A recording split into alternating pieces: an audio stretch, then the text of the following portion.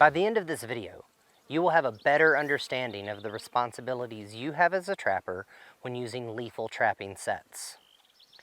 In addition to this video, please watch the other videos offered here.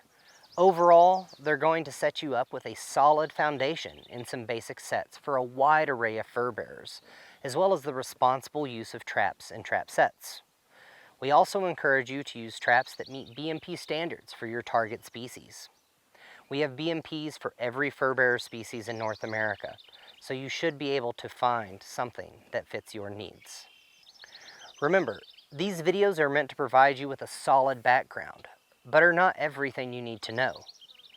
Trapping regulations vary widely by jurisdiction, so please review your state, tribal, or provincial specific regulations before setting any traps. These specific regulations have been crafted to best fit the needs of your area.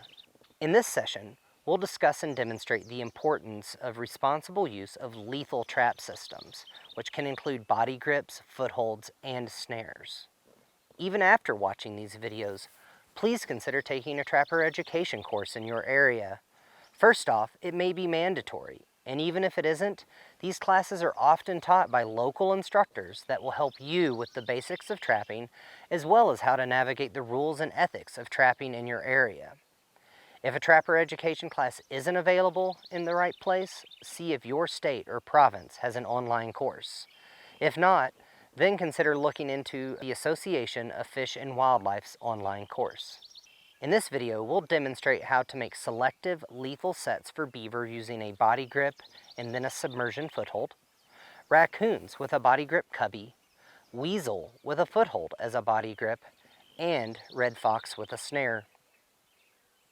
Large body grip traps are often only allowed in water and can be highly selective for beavers when 50% or more of the trap is underwater. This technique avoids most other animals, and if you shorten and offset the triggers, it helps in avoiding other semi-aquatic species such as mink, muskrat, and even river otter.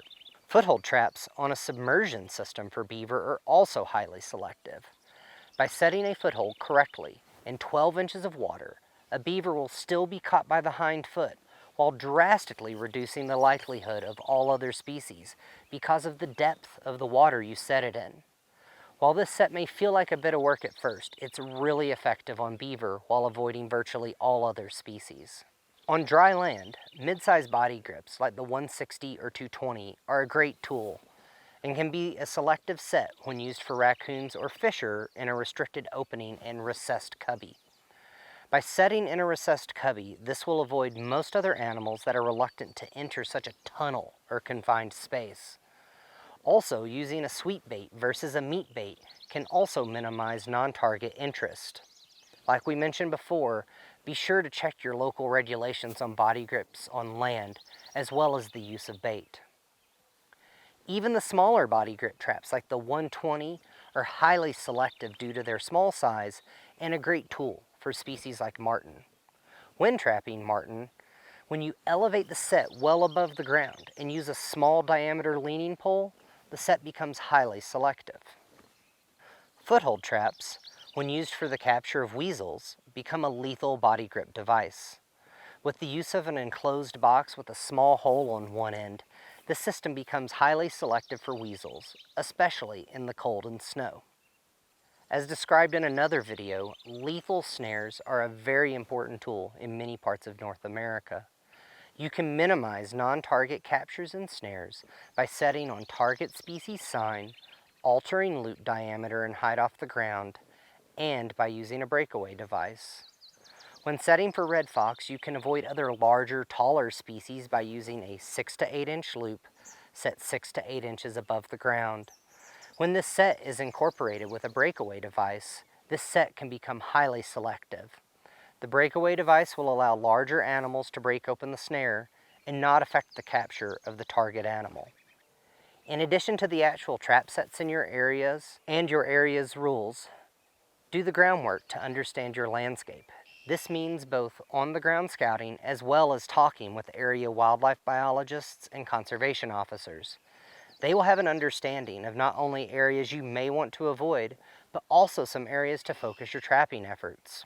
Part of being selective with lethal sets is avoiding areas where high traffic and other user groups or non-target species could make a negative interaction more likely. Just because it's legal does not mean it's ethical. Hey, thank you so much for watching this video. I hope it was helpful. Remember, lethal devices, whether they're foothold sets, body grippers, or snares, are important tools, and they can be used safely on the landscape. It's just that using them comes with a serious responsibility. When you go to use this approach in the field, always be aware of not only your area's regulations, but also strive to be a responsible, ethical trapper.